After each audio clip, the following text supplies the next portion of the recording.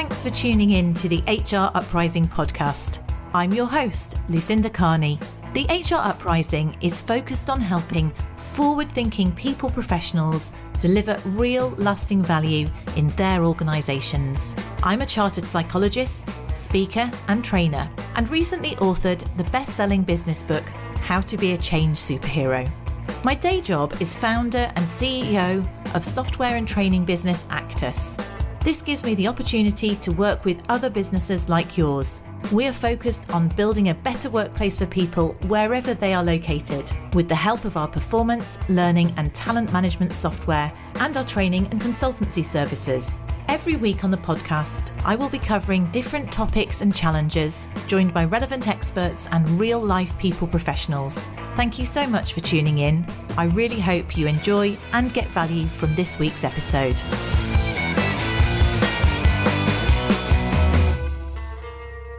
Hello and welcome to this week's HR Uprising podcast. And today I'm delighted to have Rob Leone on with me from Black River PM, as I guess in terms of performance management. And we're going to focus in on, I guess, how to flourish in the workplace, looking at performance, motivation, and just people and performance. So a topic that I'm very interested in. Rob, do you want to introduce yourself and how you come to be an expert in this area? Sure. Wonderful. Thanks for having me. As you mentioned, our company is Black River Performance Management. I'm actually a full-time professor at a university in the US. My area of expertise and specialization is human resource development with a deep dive into the psychology of work. And so that has been my focus with both my students as well as the organizations we work with. We work with organizations of all size, but we tend to spend a lot more time with small and medium-sized enterprises. And that translates well to the classroom as well as to our clients. A background, I have a PhD in training and performance improvement. And when I entered the academy, essentially became an expert in the area of interventions and solutions for organizations. But what I discovered over time is that I needed to brush up in my psychology, because what was left on the table were these wonderful interventions that weren't sustainable. And that's why all of my work has shifted from just solutions and interventions to what is the human behavior element of this, right? So you could have the best process designed, but if you don't understand how people are going to respond and behave both relative to the process as well as in accordance with their own life, right? Because we can't make the assumption that life's going to stop when they walk through the door and when they head in the morning.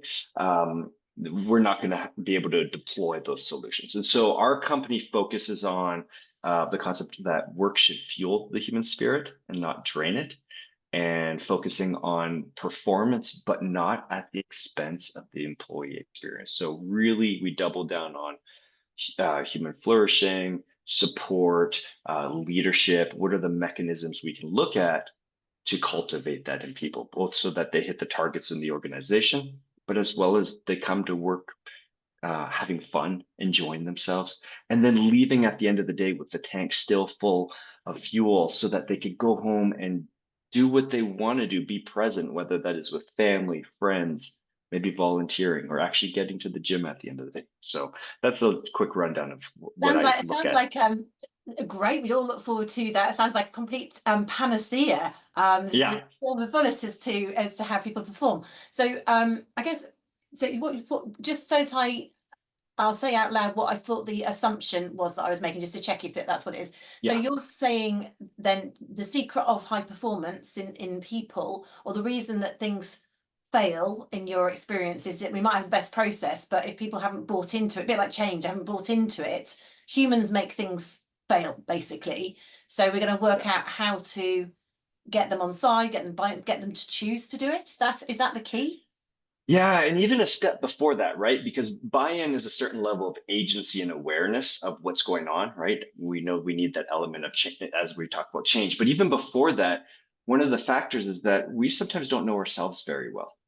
Yeah. And we don't know human behavior very well. And especially for some of our smaller organizations that have smaller, say, HR departments, you might have HR director and then a generalist, right? And they might be in charge of training or interventions or pieces that relate to that. Where we spend our time is really helping them understand how people behave. and how they react and how motivation factors in to such things. And by improving our understanding of those, I believe that, and we've seen it, that everything downstream of that becomes a lot easier to manage, right? Because people can't always advocate for themselves. They don't necessarily have the language to do that. And in fact, language is one of our biggest limiting factors in the world, I think, right? Even you and I, we use the term motivation. You are going to definitely have a different reference point until I clarify what my understanding of motivation is based in this exchange, right? And Yeah. so you think about that across the entire organization, every person's walking into interactions potentially with different definitions, not to mention, of course, different expectations, right? And so this is what we focus on. And a part of that is understanding what language is and how it can become a barrier. Here's another example of how language is a barrier.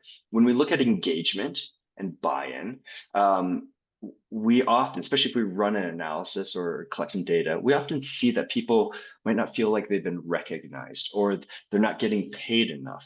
And what we've really discovered is that that language is representative of some sort of symptom, but actually too often the organization is looking at the wrong factor as it relates to recognition, right? So in a lot of cases with our clients, a lack of recognition is a really good indicator of a lack of psychological safety in the organization.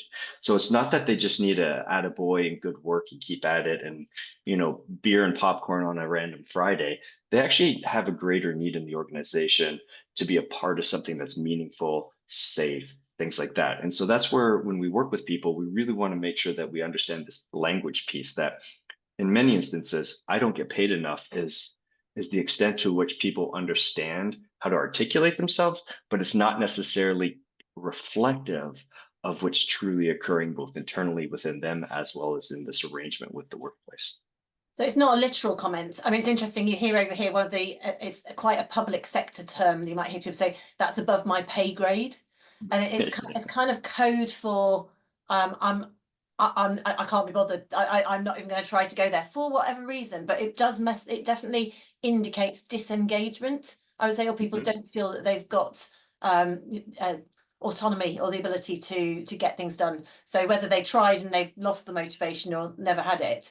So and how does that complicate the workplace, right? Like in the terms of if we're sitting around the water cooler or having a coffee and saying, I don't get paid enough to do this, or this is above my work grade, and other people are buying in and starting to adopt that language, you can see how this becomes a really difficult challenge for the organization to reel back in and have people engaged again. Yeah, so people are basically they're contracting, they're going to, as in becoming smaller, the amount of effort they're going to put in is reducing as opposed to expanding to kind of go with the organization. So this is really, let's maybe go back again then, because you started by saying motivation, we might interpret it in different ways. Do you want to define it for us here? Sure. So I'm a researcher in the area of motivation, and I subscribe to the school of thought of self-determination theory, which it's a massive collective body of work among researchers. But the parts I've pulled out are a couple different things, and I'll break them down. So what is required for optimal levels of intrinsic motivation? So high quality intrinsic motivation requires three different elements. And you could order them in the way you want to order them. Other people have a very specific order, but we talk about them in terms of competency, the ability to do the job correctly, consistently, autonomy, the ability, the independence, the agency over your work, and relatedness, that concept of connection and being with others, right? And so we stack it in that direction, competency, autonomy, relatedness, because we've developed a little dashboard system to help our clients to understand this. And so when we coach with them and advise with them and troubleshoot with them, we often say, did you check their car? Right? Because these three basic psychological needs factor into high quality intrinsic motivation. And when one of them is absent, it erodes the quality of the motivation. And in this instance, this is where we might see that people become more externally oriented. So that concept of it's above my pay grade or I don't get paid enough for this might be a reflection of some micromanagement in the organization. Yeah, they don't feel they've got agency or autonomy to do something, do they? Yeah. And so what we've done is we've built this out in a dashboard. So let's just say you reached out and said, I don't know what to do with Gloria. I can't figure out how to coach her, get her re-engaged. And I'll say, well, have you checked her car? And you'd say, yeah, I checked it. And I said, well, let's walk it through together. How is she in competence? How is she in autonomy? How is she in relatedness? And then we also do it at home too, because once again, there's no clear lines that once I cross the threshold of the business office, that everything at home stops, right?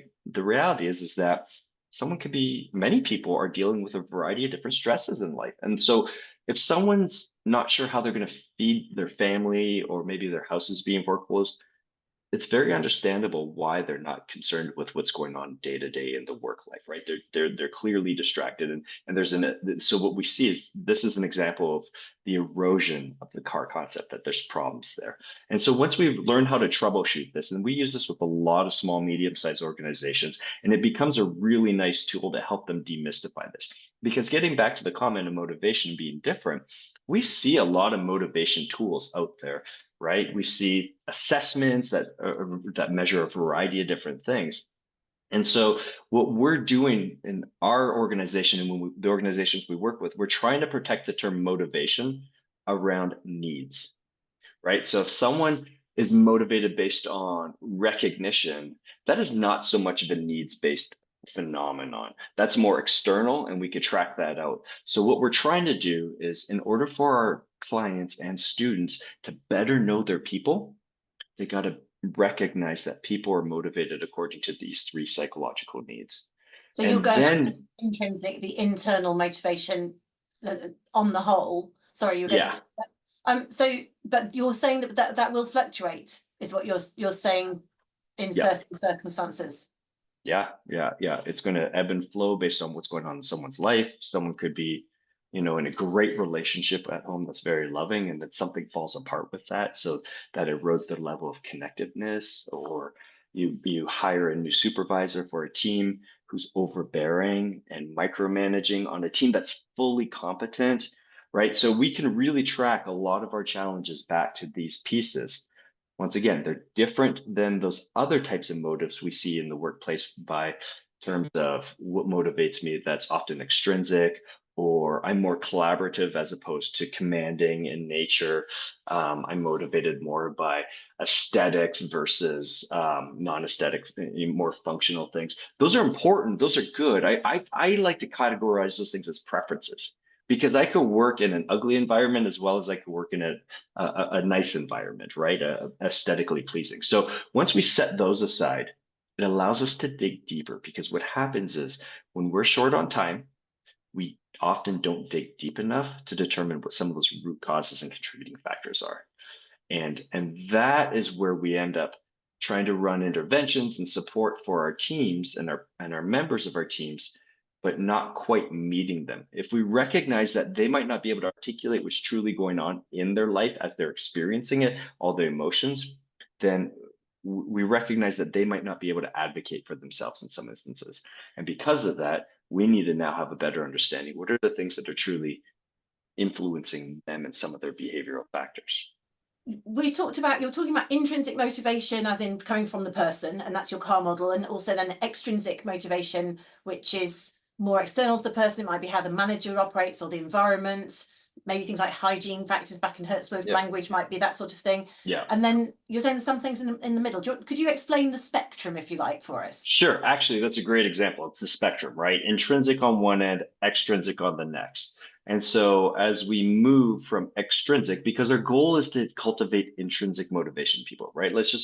My belief is that I can't motivate anyone. That motivation is an entirely internal process. And that's why some of these other motivation frameworks fail by my test, that it's an entire internal process, but I could cultivate that. I could create those conditions. I can, nurture things to make it easier for people to peak at their motivation. So once again, intrinsic on one end, extrinsic on the other. As you leave extrinsic, and let's just assume that we're moving from left to right, you leave extrinsic, the next category we've labeled as imposed. Now, the idea here is that it's still externally oriented, such as, say, financial incentives or the, those hygiene factors that you're talking about. But it's moving more towards the intrinsic side. It's not quite as purely, say, dark red as externalized motivation. Well, what's happening in imposition is what we see a lot of time in organizations, and that's where managers and peers impose things on others. Just as maybe we as parents do that with our children, we give them directives, we tell them, do this, don't do that. It's out of the goodness of our heart. Both the leaders are doing this too, out of the goodness of their heart and trying to provide direction. But what we don't realize is that it's still externally oriented. So it's eroding intrinsic motivation, or at least it has the risk to. And so it's important to recognize that imposition is a motivation factor that's a lot quicker to do than, say, cultivating intrinsic motivation. It's easier for me to tell you, I need you to get this done before the end of the week, as opposed to having a conversation that moves us into this alignment category, which is the next category over. So it's directing versus coaching style behavior, I guess, where you get the person. Exactly. That's exactly it. And so what we know is that imposition has negative effects on people's intrinsic motivation. And so to your point, yeah, we need to actually put a little bit more time in some instances and be more coach-like than directing. And then, so the coach-like framework is aligning. So what we're trying to do, and this is much more closer to pure intrinsic motivation, it still has a little external factor where the leader or the manager is providing what the direction is, but it's in a manner that aligns the conversation between the two, so that maybe the subject receiving the instructions begins to understand why this next step is so important to both them personally as well as the organization. And so it's a form of reasoning with people, but it does take more time. It's easier for me just to say, you need to get this done, as opposed to say, let's look at why we need to do this. It takes more time, but in theory, if getting someone to be intrinsically motivated, then it's much longer lasting in terms of the benefits, right? Absolutely, 100% correct. And that's why culture work is so important, right? No one said culture work is easy. No one said culture work is quick or inexpensive, right? It takes time. It can be costly, but it's worth it in the end, because you begin to live in this more optimally motivated, intrinsic space with people, as well as outside of motivation in and of itself. You create conditions for that work team, that culture, that community, where they help each other more effectively. They're not always looking for directions from the supervisor. They troubleshoot together. They coach each other. But that takes time. Yeah, and again, so that's autonomous, and they are motivated to make it work. One of the three, I can see how autonomy, I can see how the style of a line manager or a culture can take away autonomy or enable it. And I can see the relatedness that links to people's sense of belonging and engagement. Yeah. The competency one for me is interesting. If you are doing, because in theory, once you're competent, unless your job is changing significantly, although I'm hearing myself say that, and you think about the changes that's going on in the workplace at the moment. But, does that change competency? Oh, yeah, exactly what you said is part of the lead in when I talk to people about competency, that essentially competency doesn't really change once you learned it, right? Unless something happens. A great example, I think, is a new software system. You were competent, and now you're no longer in that exact area. You still may be fully competent in all the other areas of your job, but as it relates to this new software system, and we've all been there, right? It's starting the learning process again. So we go through a period of building competence through training, through coaching, through a variety of different tools, job aids, things like that, to bolster up that competence again. What I usually tell people is that you don't usually lose competence unless something changes, like you're talking about. Maybe the policy, the procedure, the process changes, software, things change, or something unfortunately happened to someone, maybe a traumatic head injury, right? So, once it's baked in, we're pretty good with making sure that they at least have the competence. And this is where we get into a lot of problems too, is that people say, well, they don't understand how to do their job. Well, you hired them. Like, listen, you reviewed their resume, they met the minimums, you've trained them and onboarded them, they were fully competent, and now they're not hitting the marks. So let's run our car test on them. And what it helps demonstrate is that there's a certain level of attribution error that occurs in some instances. And it's easier to look at someone else and say, look, they're not motivated. They might be lazy or entitled, but I'm intrinsically motivated. And that never helps anything. So Yeah. it's important to understand what's really contributing into the poor performance. And it might have nothing to do with motivation. In fact, oftentimes it has little to do with motivation. It has more to do with the organization and the environment. And if you want to get specific, not just feedback, accountability measures. That's one of the biggest factors that are eroding organizations we work with. What, too many accountability measures, making people nailing them down too much? Or? No, in the sense of, so I loved your work on feedback and the conversations about the importance of providing feedback, right? But how does accountability factor into that feedback conversation, right? So if we back out, a lot of people are not comfortable providing feedback, right? And you've done a nice job providing tools and steps to go through those things. But the same thing can be said about accountability, right? If someone is not living up to the requirement or the expectations, am I holding them accountable as well as giving them feedback? Because the problem with just the feedback is that they might not change, right? And what complicates this is other people often see when someone's shoring up, pulling back, cutting corners, right? We ourselves are our biggest critics in many instances, so we know when we do that. But if I'm working on a team and say I'm coming in late several days a week, my team members notice this. And so if my supervisor doesn't A, give me feedback, but then B, hold me accountable as it relates to that behavior that needs to be addressed, you know, we erode the level of trust in the culture and the team, and it's influential to other people in terms of how they're going to self-monitor their performance and behavior.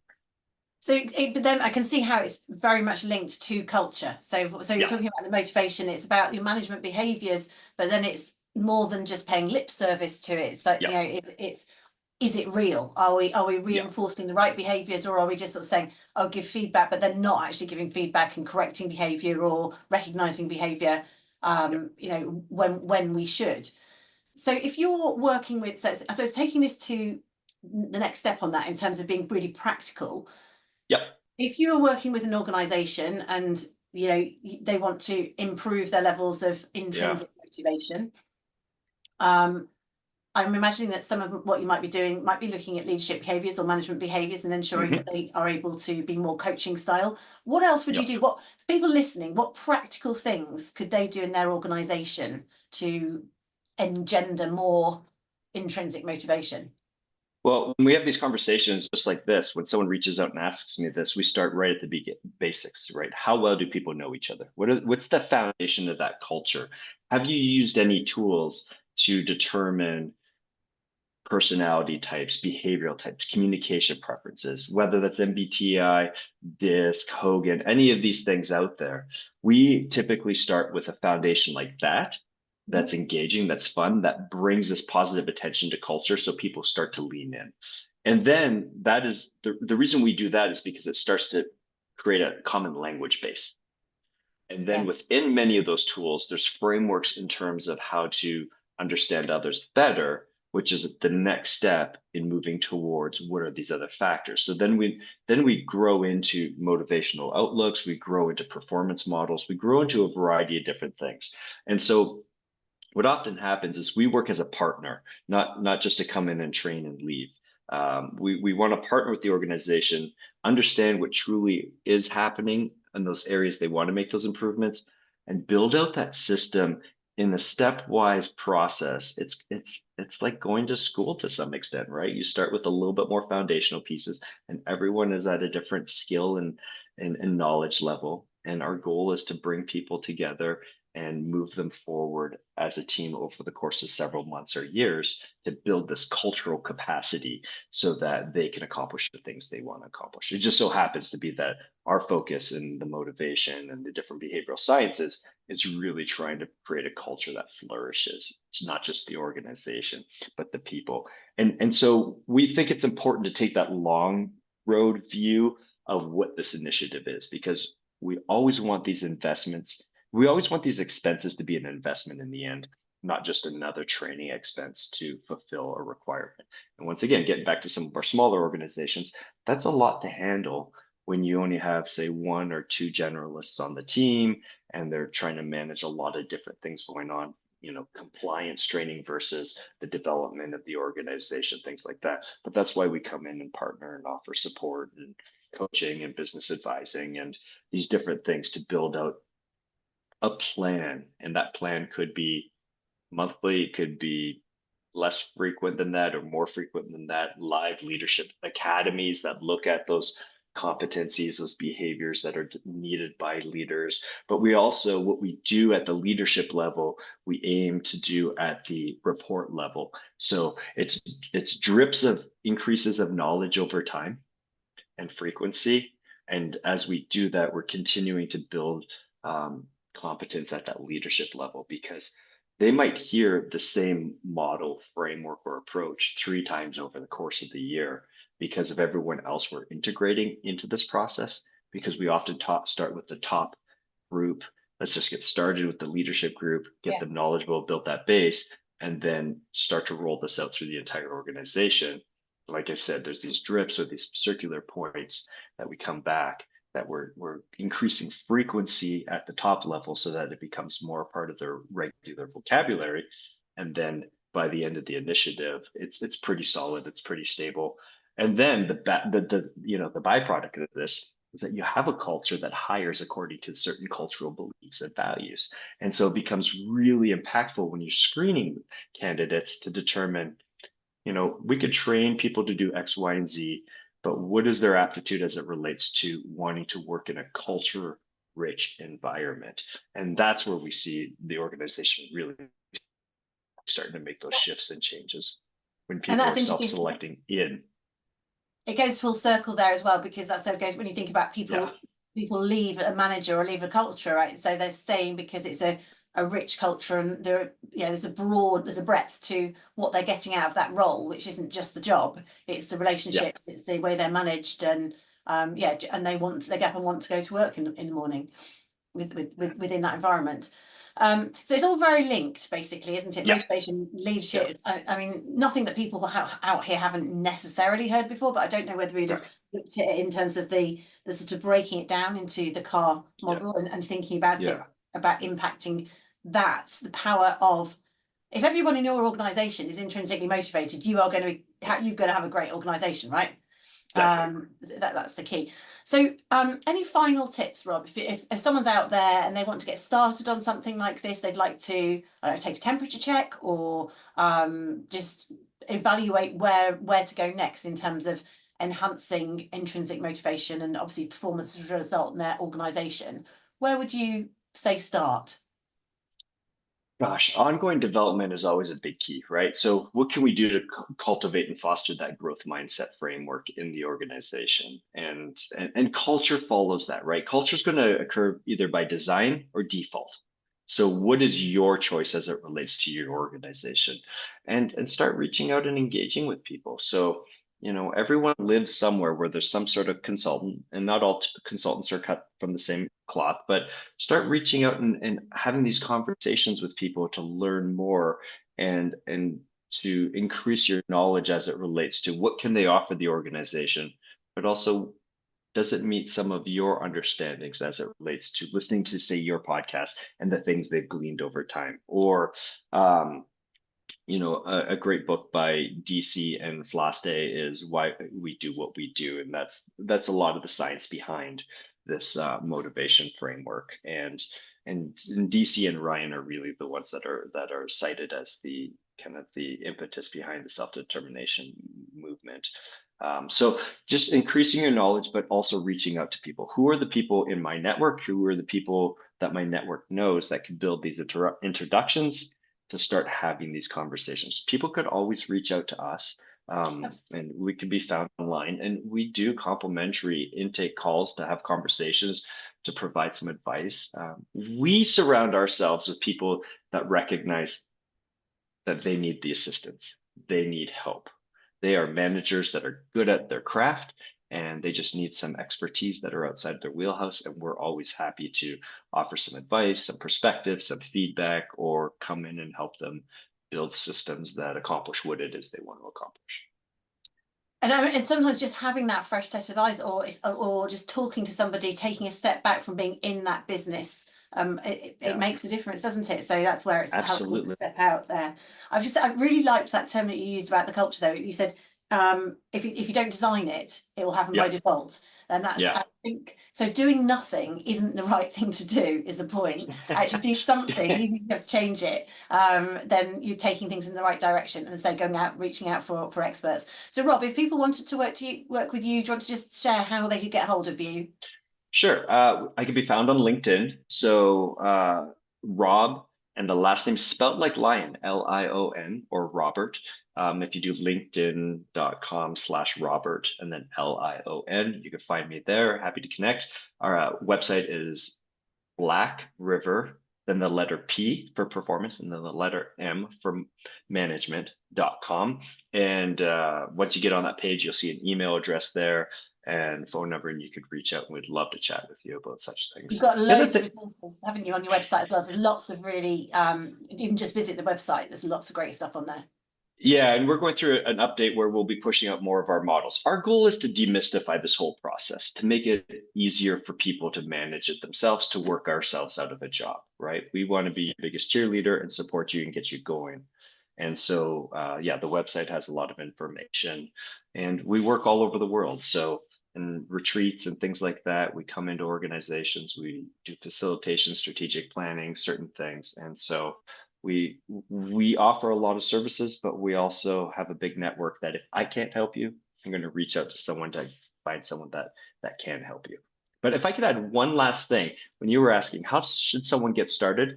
What I would encourage them to do is be mindful of when they're engaging with other people, such as consultants and people that might buy their time, to watch for that person to ask more questions and almost do an analysis before they provide the solutions that they have in mind, right? Because once again, get back to language and all of that, your organization has needs that my training may or may not fit.